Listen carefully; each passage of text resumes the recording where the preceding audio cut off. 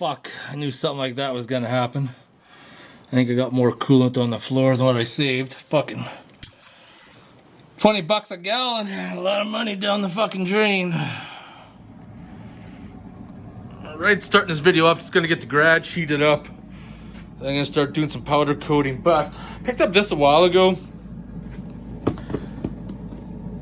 It's a range extender. I want to start doing some live streaming from the garage, but the internet connection is so weird here, so I'm gonna set that up, hopefully, and then do some powder coating, and then get all those brackets installed. Has anybody ever used one? I'm gonna give it a whirl, see what happens. Best place I can put it is behind the compressor, and it's got full signal right there. I can go anywhere in the garage now, and I got full Wi-Fi, where right about here Wi-Fi would start dropping out a little bit. Now I'm good. Now, one thing I like with the OBD connector, when you press the button, it has a light in there, so if you're trying to install this at nighttime or if you're in a dark spot, that is a definite sweet bonus. Now that I'm done screwing around, let's get set up, do some powder coating. Well, that was weird. For whatever reason, I went to start filming, but GoPro battery was dead. So I just went inside and swapped it out. So I want to wipe down these parts. And then I'm gonna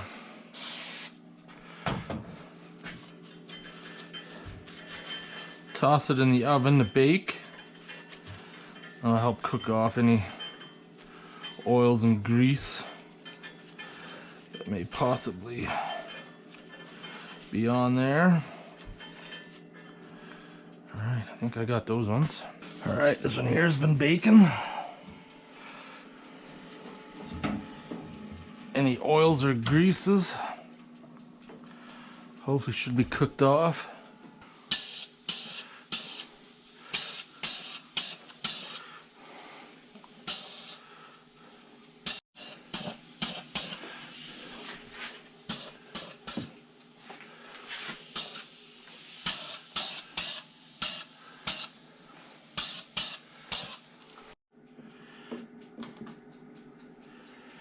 You just got to be careful when you move your parts to the oven and it doesn't hit anything. I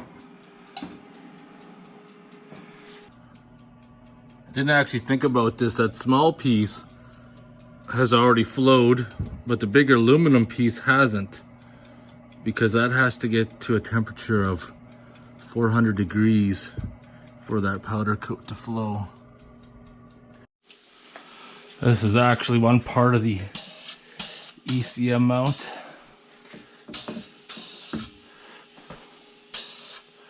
It'll actually take quite a bit to do.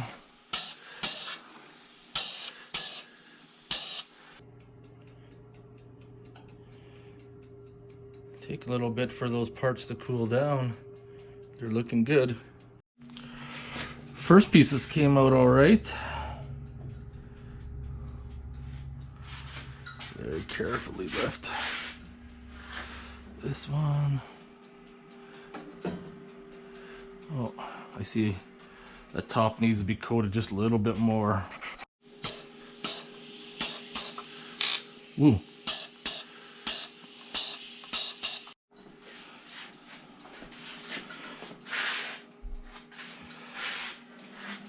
Oh, I should be able to slide that in.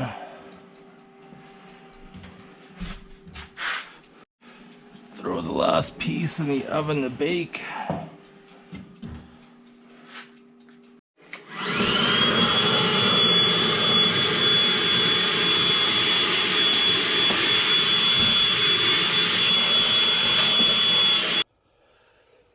So I got it mounted already up on there, ready to put that bracket up.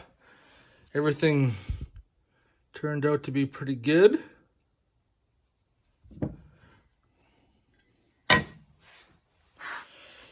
Now, to save time, I purchased a pre-programmed computer.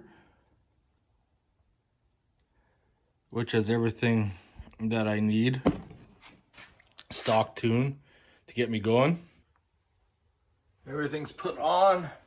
That's the Novak emulator on its tray there. Still accessible to remove the cover, make some adjustments. And that's the computer mount, held on by 2 bolts on the bottom. And to stop the vibration, it's got a P-clamp with a big thick rubber hose inside there to help dampen any vibrations. And of course the other brackets are put assembled, and I still got to put another relay box in here perhaps, and a fan control. Domgats, why are you on the coffee table, Domgats? Why? What are you doing? What are you doing, Domgats? Are you trying to avoid the camera? Is this what kitties do when it's too cold outside? The neighbor makes crafts, so she made Tomcat a catnip pillow. Do you like it, Tomcats? Do you like the catnip pillow? Are you gonna get high? Are you? Oh, Tomcats, you're going to town on that thing. Are you high as fuck? Oh, this will be the last day driving the car today. Plugged her in, started up fine. Minus 15 degrees all next week. It's supposed to be like minus 30, minus 35. I'm parking the car, driving the truck. Diesels don't work that well when it's that cold. And neither is there any heat. It takes a long time for a diesel to get warm. Well, I ran some errands. I picked up some coolant. OEM. Chevy, Cadillac, Buick, GMC, Oldsmobile. Guess it's time to see if this radiator is gonna leak.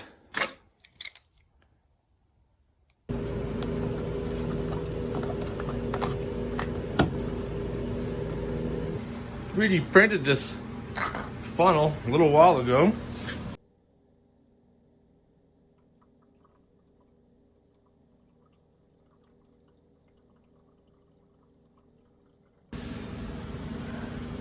Nothing on the floor yet. Might be a good sign. Looks like I'm gonna need quite a bit more yet. I thought 2 gallons would be enough. Apparently that's not the case. Remove the air intakes. It's not bolted on yet. Just got hanging out. Start working on the wiring. Plugging in the harness. See where I'm gonna run it. It is kind of important that you hook this up the right way.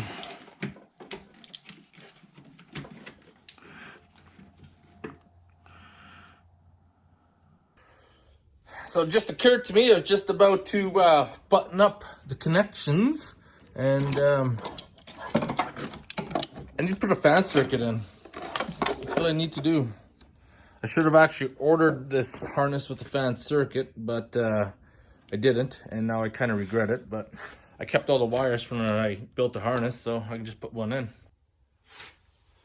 So this is where it gets interesting and makes sense. So the low speed is pin 42, blue harness. Pin 42 already has a wire. And then the high speed, which is pin number 33 on the red.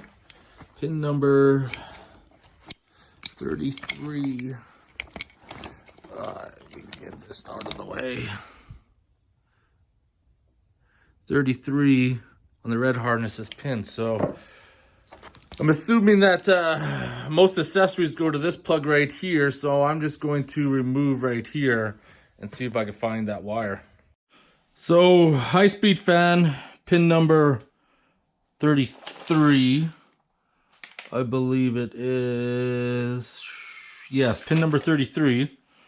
And I was trying to figure out where all the wires went, but they go to the main plug here. So pin number 33 identifies as this plug that goes into the fuse block, but there's no other connections going out of there. And then the harness I tore up, pin number 42, which is the second one, right down there, the green one. Put it in there, and they also have the low speed using my multimeter.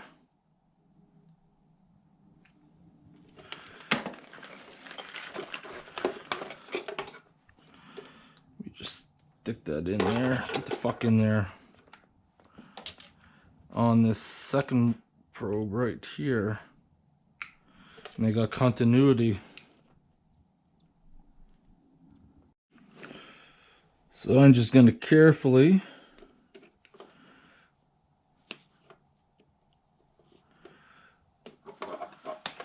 cut those two fan control wires out.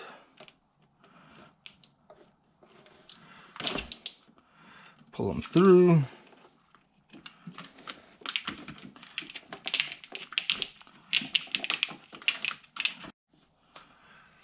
Put some tape on the wires because I'll forget later. Get the harnesses plugged in.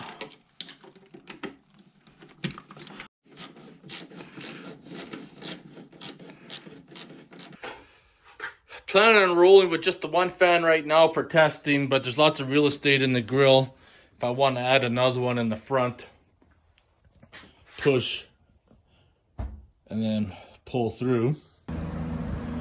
It's getting ready to live stream in 10 minutes.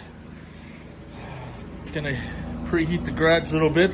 Picked up another jug of coolant, so that'll be 12 liters. Hopefully that'll be enough. I'm still not full. Holy shit. I don't know how much more it's gonna take to fill it up. There's still no leaks. So it's a sad day here with Fedor.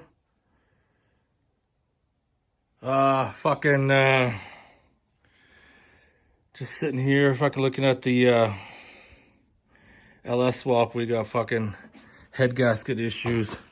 Not fucking good. Not fucking good. You have to tear down the engine.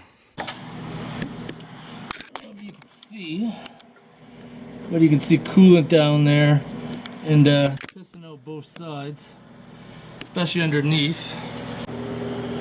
You can really see it dripping out the bottom there, unfortunately. Especially right down there, both sides. Wish there was a coolant drain in the block somewhere. I just pull a plug out, drain the fucking coolant out. Well, I've always wanted to think about changing the block heater out. Well, since I gotta fucking do head gaskets, no better time to yank that out. Got my bucket underneath. Let the shit show begin. Oh, fuck. I knew something like that was gonna happen. I think I got more coolant on the floor than what I saved. Fucking 20 bucks a gallon. A lot of money down the fucking drain. Fuck me. So I drained the coolant out of the block. I'm gonna replace the block heater while I'm at it. Then I had to pull my sensor out of this side, and I blew compressed air in the head to blow out the rest of the coolant. To the opposite side there. Fucking. Now the fun's gonna begin. Taking everything apart. Fuck my life. Well, Fedor just left. I got the table cleaned off for tomorrow. I was expecting to finish off doing the wiring and, you know, put the coolant in. But we already know what happened there. Yeah, I'm not going to lie. I'm a little put off by it. I'm not looking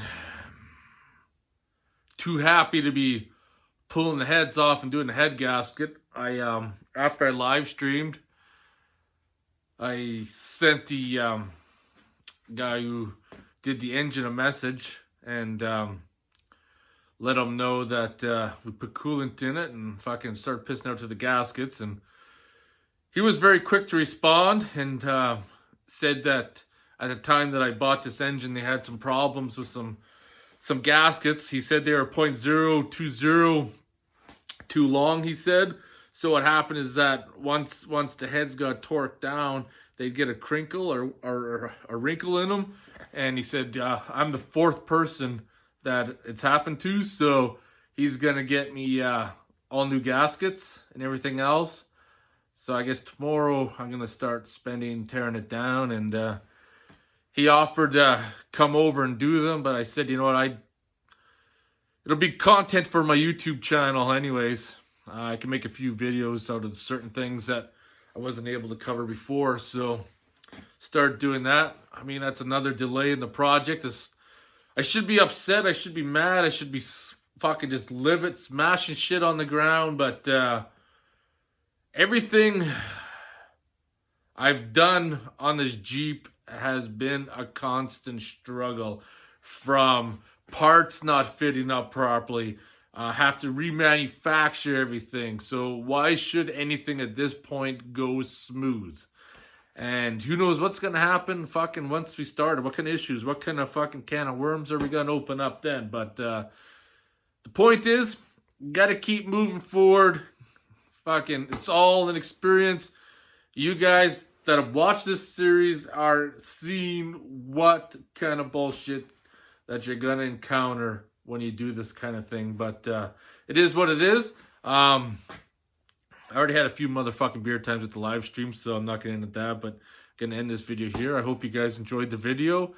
And the next video, well, we start tearing down the motherfucking engine. At least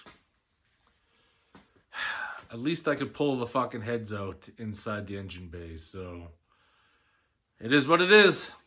Let's get at her. See you guys in the next one.